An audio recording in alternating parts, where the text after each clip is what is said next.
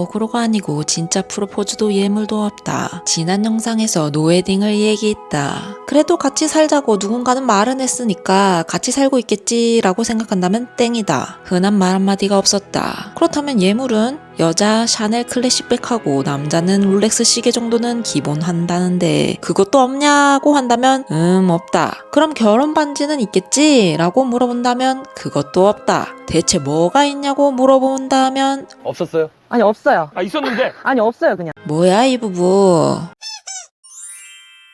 잠깐 프로포즈의 역사를 살펴보고 가자. 옛날 파리의 연인에서 보면 박신양이 호텔에서 피아노와 함께 노래를 하며 프로포즈를 한 장면을 기억하는 사람 있으면 손. 바로 그 사람 우리 세대다. 어서 와라 나의 동년배들이여. 모른다면 한번 봐봐라. 파리의 연인은 명작이다. 여튼 호텔에서 뻑적지근하게 웨딩링과 함께 우주 메리미 하는 옛날식 프로포즈와는 다르게 요즘 MZ 세대는 프로포즈가 좀 더 퍼스널화되어 있다. 퍼스널 컬러도 아니고 무슨 소린가 한다면 영동 한복판에서 나와 결혼해줄래 외치며 길거리에 모르는 사람들이 여자에게 꽃송이를 하나씩 주고 가는 공개적인 프로포즈보다는 1대1 개인화에 맞춰 점을 맞추고 있다는 것이 특징이라 볼 수 있다. 프로포즈라는 것이 보통 남자가 여자에게 해주는 빅 이벤트였다. 요즘 프로포즈의 경황을 보고 싶다면 바로 인스타를 켜봐라. 피드를 보면 공간을 대여하거나 자취방에서 이벤트를 준비한다. 풍선과 촛불기를 준비하고 단상 같은 곳에 꽃, 케이크, 샴페인, 프로포즈용 명품백, 거리나 반지가 필수다. 아참 이건 고전적인 프로포즈인데 남자 차 트렁크에서 엄청난 꽃다발과 풍선을 가득 채우고 가랜드로 우주 메름이 아직 이것도 유효하다. 또 여자가 먼저 프로포즈하는 것도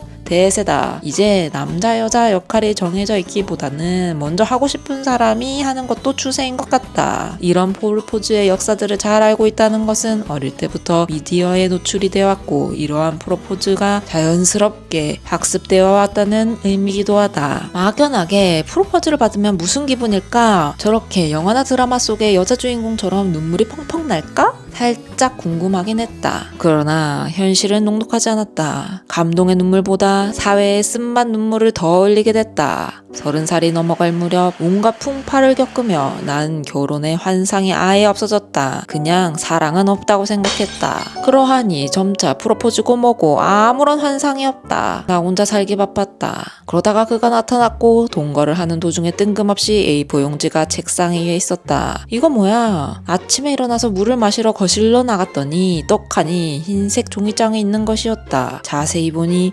혼인신고서였다. 그는 대뜸 앉아서 쓰기 시작하더니 밀양박씨 한자를 열심히 찾아보는 것이었다. 처음 보는 혼인신고서에 눈이 띠용했으나 그날 이상하게 그걸 쓰고 있는 그가 어색하게 보이지 않았다. 이게 끝이다. 우주메리미 이런 거 없다. 나는 그냥 책상에 올려져 있는 흰색 종이가 우주메리미였던 것이다. 자연스럽게 받아들인 것 같다. 결혼이란 것이 엄청나게 큰 결심이 필요하고 건이 맞냐 안 맞냐, 혼인신고, 결혼식이 먼저 하냐 안 하냐 뭐 이런 차원의 것이 아니었다. 프로포즈도 누가 하냐 마냐도 아니었고 뭣도 낭만도 없는 그냥 흰색 A4 용지에 쓰여진 글자 그냥 그 자체가 프로포즈였다. 그래서 꽃이고 다이아반지고 눈물의 현장 같은 거 하나도 없다. 서운하지 않냐? 라고 물어봐도 우리는 서로에게 딱히 서운한 감정이 없다. 몇 년이 지난 지금도 가끔 영화나 드라마에서 프로포즈 장면이 나오면 내가 한마디 물어본다. 생각해보면 우리는 저런 프로포즈가 없었네. 여보는 원해? 그렇긴 하지. 난 원진 않지만 여보가 원한다면 제대로 해줄게. 아니, 프로포즈는 나랑 결혼해줄래? 한마디로 결혼 전에 제안하는 거지. 몇 년이 지났는데 지금 프로포즈가 아니고 나랑 사라져서 고마워 하는 그냥 감사 전달 이벤트라고 해야 되지 않을까? 그렇다. 프로포즈도 시기가 있는 것이다. 우리는 그 시기를 한참 지나도 한참 지났다. 나중에 감사 전달 이벤트나 잘하면 다행이지. 여전히 기념일도 잘 챙기지 않는 우리는 가능할지 모르겠다. 놀랍게도 그는 한 번도 이벤트를 해본 적이 없다고 했다. 물론 나도 전 연애에서도 받기만 했지 딱히 해준 적도 없는 것 같다. 기념일에 물건을 선물해주는 것 말고 저렇게 각 잡고 짠! 하는 인생 프로젝트 이벤트를 여러 번 해본 이가 몇이나 될까? 이런 생각은 해본다. 자, 그럼 프로포즈는 그냥 종이 쪼가리라고 치고 예물은 내 친구도 결혼을 하니 처음으로 명품백을 받았다고 단톡방에 자랑을 했다. 그걸 보고 우와 내 친구도 이제 결혼을 하는구나 싶었다. 요즘 예물백으로는 아까 말했듯이 샤넬 클래식백, 남자는 롤렉스 시계가 기본인 듯하다. 둘 다 1,000만 원 이상이 넘어가는데 다들 돈이 그렇게 많은가? 인스타에는 온통 뭐 부자들밖에 없는 것 같다. 지인 중에 남자분이 공무원인데 샤넬 클래식백을 사서 예물백으로 주느라 12개월 할부로 매달 100얼마씩 나간다고 진짜 힘들다며 하소연했다. 와우, 나는 그 얘기를 듣는데 너무 쉽지 않았다. 그렇게 무리해서 까지 꼭 그럴 만한 가치가 있는가에 대해서 서로 의문이었다. 그래서 우리는 명품을 살 수 있는 경제력이 갖춰지면 원하는 모델로 각자 알아서 하나씩 사보기로 했다. 물론 그날이 언제 올지는 전혀 알 수 없지만, 그리고 웨딩링은 안 알아본 것은 아니다. 백화점을 돌면서 웨딩링의 정석이라고 하는 명품 브랜드를 전부 가봤다. 까르띠에, 부쉐론, 불가리, 타사키, 티파니 등등. 놀라운 사실은 가격도 가격이지만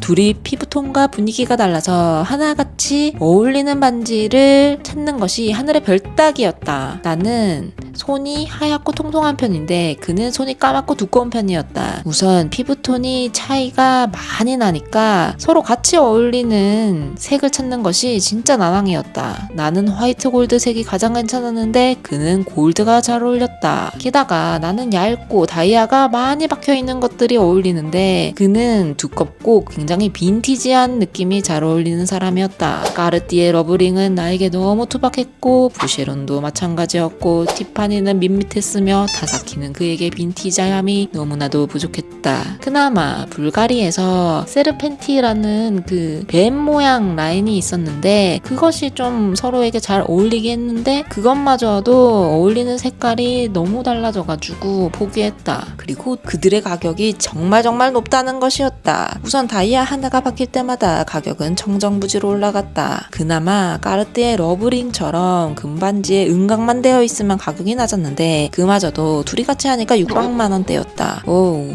쉽지 않은데 이럴 거면 그냥 동네 금은방에 놨겠다 싶었다. 다소 우픈 일화도 있었다. 내 친구 중에 한 명은 명품에 전혀 관심이 없는 친구가 있었다. 그래서 이 친구는 남편과 함께 예산을 맞춰 웨딩링을 하기 위해 이 보석 단지를 찾아갔다. 가서 가격대가 합리적인 웨딩링을 맞춰서 돌아왔다고 했는데 나는 그녀의 웨딩링을 보고 정말 깜짝 놀랐다. 오 친구야, 너 보석거리 간다고 하더니 티파니 가서 맞췄어?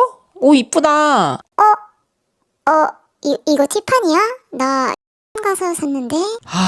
이 찾아보니까 티파니 디자인을 그대로 카피한 제품이었다. 그녀 하나는 퍽이나 당황했다. 나는 뻘쭘해서 야 아무도 몰라. 너가 알고 산 것도 아니고 말 안 하면 아무도 몰라. 그냥 티파니인 줄 알겠지. 그렇게 그녀는 자신도 모르게 티파니를 끼고 다녔다. 금은방에도 카피 제품이 정말 많구나 싶었다. 이런 일이 있으니까 속까지 시끄러웠던 나는 다시 원점으로 돌아가야 했다. 당장 반지가 필요한가 심사숙고해야 했다. 우리는 액세서리를 잘 끼는가? 노. 에이 그럴 거면 우리가 당장 편하게 차고 다닐 반지를 하나만 맞추자 싶었다. 나는 냉큼 그를 은반지 공방으로 데려갔다. 공방에 가서 디자인을 고르고 알려주는 대로 만들기 시작했다. 음각으로 우리 둘만의 문구를 새기고 안쪽에는 우리의 기념일을 새겼다. 그렇게 뚝딱뚝딱 만들어졌다. 한동안 각자 손에 끼고 다녔는데 그마저도 불편했기 때문에 우리는 목걸이로 바꿔서 간간히 데이트 때 끼고 나갔다. 그는 나중에 반지는 좋은 것으로 맞추자라고 얘기했는데 그것도 언제가 될지 모르겠다. 사실 프로포즈도 예물도